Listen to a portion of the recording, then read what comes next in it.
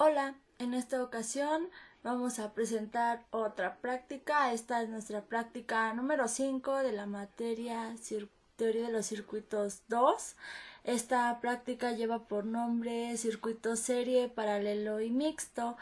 Los integrantes somos de la Rosa García Karen, Fuentes García Mauricio, Gopar Montoya, Frida Yael.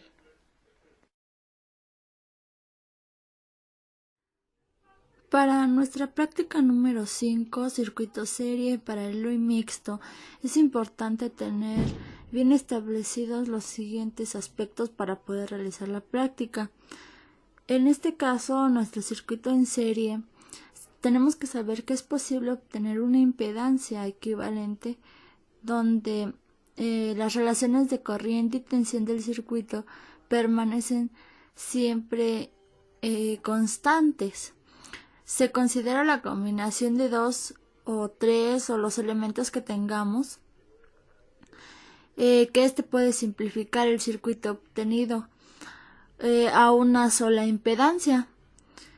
Esta se le va a llamar impedancia total, de forma que los parámetros que estén en esta función van a permanecer equivalentes en nuestro valor equivalente. Veámoslos en partes más separadas. Por ejemplo, la corriente, tensión y potencia deben tener la misma magnitud antes y después de realizar equivalencias, de modo que la tensión es igual a la suma de las tensiones en las resistencias. Aquí podemos saber o tenemos que saber que es menos Bs más BZR más BZL más BZC igual a 0. Esto solamente es lo de Kirchhoff y es una sumatoria de nuestros elementos pasivos. Ya para mientras que nuestra corriente total circulen es igual a corriente en cada elemento. Eso ya la tenemos esta ecuación aquí, que sería nuestra corriente sería Bs sobre nuestros elementos pasivos. Después, para nuestra impedancia equivalente la obtenemos aquí, que sería solamente igual a la suma de nuestros elementos pasivos. Y para sería esta cuestión.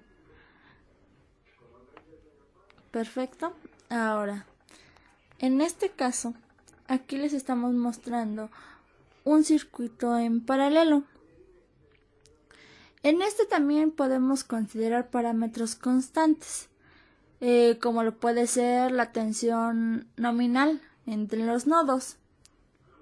Para que ustedes puedan verlo de mejor manera, y también sabemos que se debe de aplicar la ley de Kirchhoff, tenemos o manejamos la siguiente ecuación.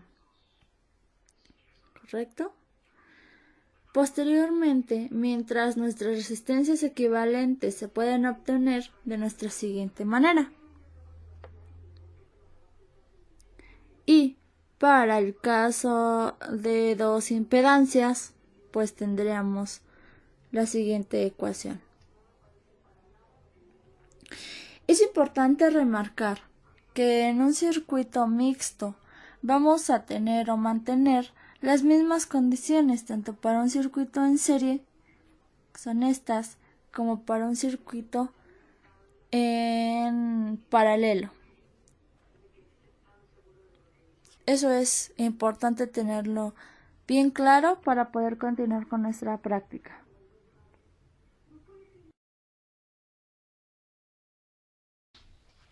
Los materiales que utilizamos en esta práctica fueron dos multímetros digitales, resistencias de 47, 220 y 330 ohms, un capacitor de 7.5 microfarads, un inductor de 1.246, un osciloscopio, puntas para osciloscopio con atenuación, puntas para osciloscopio terminal Caimán, una fuente regulable de corriente alterna de 0 a 120 volts y una clavija.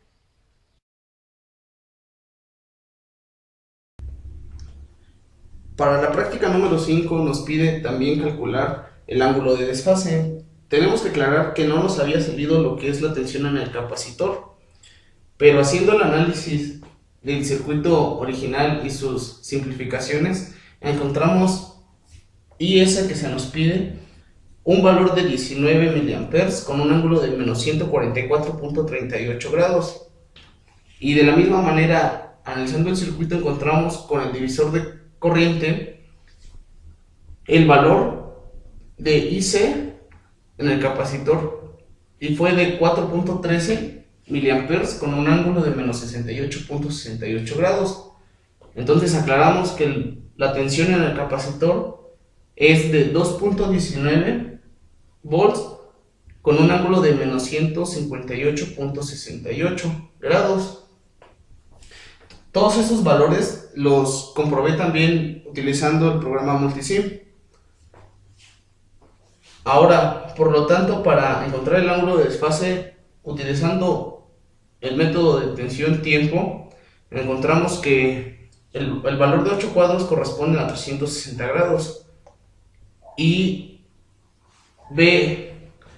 la tensión en el capacitor corresponde a estar desfasado 1.5 cuadros, por lo tanto el valor de ese desfase sería de 67.5 grados. Aunque ahora analizando la gráfica de los valores calculados, encontramos que de la tensión en la entrada y la tensión en el capacitor, encontramos un ángulo de 68.69 grados, que ya son valores que coinciden un poco más a lo real y no a los valores que tuvimos anteriormente en cuanto a la tensión en el capacitor, y no coincidían este valor del ángulo con respecto al dBs. Como lo comentaba mi compañero en la tabla 2 del ángulo de desfase, ahí inicialmente tuvimos un error, ya que el valor que obteníamos del ángulo de desfasamiento entre la tensión de la fuente y la tensión del capacitor era de 129.25. Este valor estaba mal, ya que teóricamente sabemos que entre ambas tensiones debe haber un desfasamiento de menos 90. Entonces este era un valor que se alejaba demasiado y obviamente estaba mal. Lo que hicimos para corregirlo, para ver cuál era nuestro error, fue simular de nuevo el circuito en Multisim. Realizamos de nuevo todas las mediciones y este programa cuenta también con un osciloscopio que fue el que nos ayudó a ver de nuevo el desfasamiento entre ambas ondas y así determinarlo.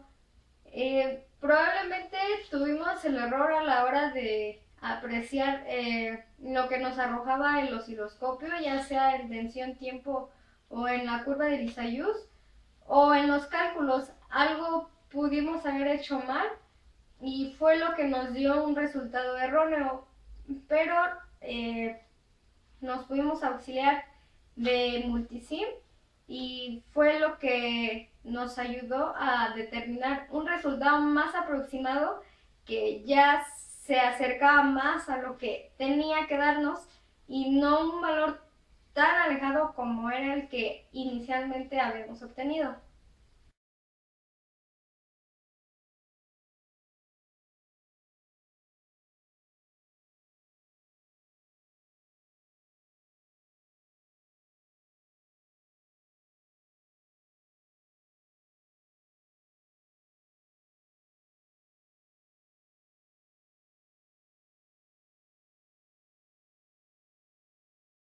Como conclusión general, en esta práctica aplicamos la resolución de un circuito paralelo, serie y mixto en un circuito RLC, observamos su comportamiento y también el ángulo de desfasamiento entre la tensión de la fuente y la tensión del capacitor.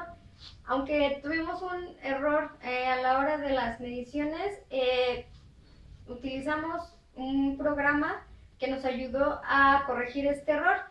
Y podemos concluir que también, se pueden realizar mediciones de manera experimental, pero también nos podemos auxiliar de programas que ayudan y facilitan a, ya sea, por ejemplo, en nuestro caso, corregir un error o simular los circuitos cuando no los podemos realizar de manera experimental o previo a armarlos ya de manera física.